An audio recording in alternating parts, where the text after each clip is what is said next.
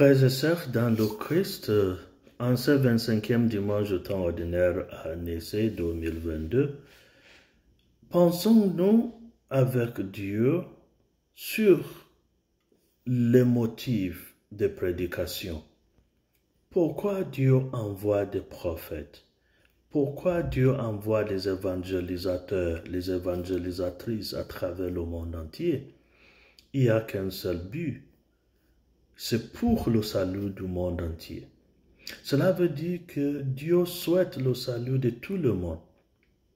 Même si à travers notre première lecture de ce dimanche, nous avons la tendance d'imaginer que Dieu est les riches, mais il n'y a pas de preuve de cela. Parce que même à travers notre première lecture d'aujourd'hui, Dieu a envoyé le prophète Amos vers les riches d'Israël.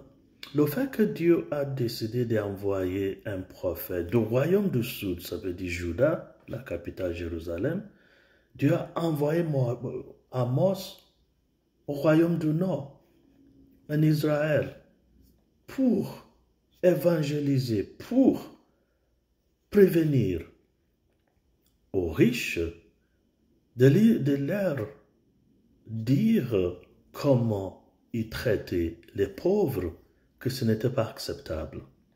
Le message de Dieu envers les riches, à travers notre première lecture d'aujourd'hui, c'est de leur dire d'arrêter de malmener, maltraiter, d'accorder la valeur financière uniquement aux pauvres, au lieu de voir en eux les êtres humains, au lieu de voir en eux les enfants de Dieu à pied d'égalité avec eux-mêmes les riches. Alors le fait que Dieu a choisi d'envoyer un prophète depuis le royaume du sud vers le royaume du nord pour évangéliser les gens du nord, c'est parce que Dieu aime tout le monde et Dieu souhaite le salut de tout le monde. Alors si Dieu aime même les riches autant que les pauvres, ça veut dire que nous sommes tous et toutes les enfants de Dieu. Ça veut dire que Dieu n'a qu'un seul but pour nous tous et toutes. Ça veut dire vivre dans la dignité, dans le respect et finalement de gagner le ciel. Alors Dieu ne souhaite que personne soit égaré. Alors Dieu souhaite le salut de tout le monde et Dieu envoie les prophètes envers les riches, les pauvres, tous ceux et celles qui ne se comportent pas comme il le faut. Alors, si c'est clair à travers notre première lecture d'aujourd'hui que Dieu aime les pécheurs, même s'ils sont les riches, cela confirme le propos de Saint Paul dans notre deuxième lecture d'aujourd'hui qu'il faut prier pour des personnes riches, il faut prier pour des personnes en autorité, il faut prier pour les personnes hautes placées parce que ils sont butés à beaucoup de tentations et un exemple, c'est qu'ils peuvent tomber, traiter les êtres humains comme eux, comme des animaux, les traiter comme des objets, les considérer comme des objets à disposer, comme ayant les valeurs monétaires. Et c'est ce que nous avons trouvé dans la première lecture, et c'est pourquoi Amos a été envoyé aux riches pour leur faire savoir qu'il faudrait qu'ils changent leur façon de vivre. Alors, c'est ça la deuxième lecture d'aujourd'hui, que Dieu souhaite que nous tous, nous toutes, nous prions pour les riches, les personnes en autorité, les dirigeants, afin d'échapper de leur tentation de malmener les autres. Mais nous allons dire que c'est un peu curieux ce qui se passe dans l'évangile d'aujourd'hui. C'est comme Dieu en train de promouvoir les gens de mauvais comportements. Parce que dans notre évangile d'aujourd'hui, la tentation, c'est de voir Le fait que Jésus a fait l'éloge d'un homme trompeux, que Dieu est en train d'encourager la tromperie. Sinon, comment se fait-il qu'un homme engagé comme Géron, il a failli à son devoir et maintenant son maître est prêt à le congédier? Et maintenant, d'un coup, il se rappelait que je suis intelligent. Il a utilisé son génie pour trouver des gens qui vont le prendre après son congédiement. Alors, Jésus a fait l'éloge de cet homme. Comment est-il possible? Qu'est-ce que Dieu est en train de nous dire à travers cela? Jésus est en train de nous dire que deux choses surtout, je vais me limiter à ces deux choses-là. Premièrement, c'est pour confirmer ce que nous avons vu dans la première lecture, dans la deuxième lecture, que Dieu aime tout le monde et Dieu souhaite le salut de tout le monde.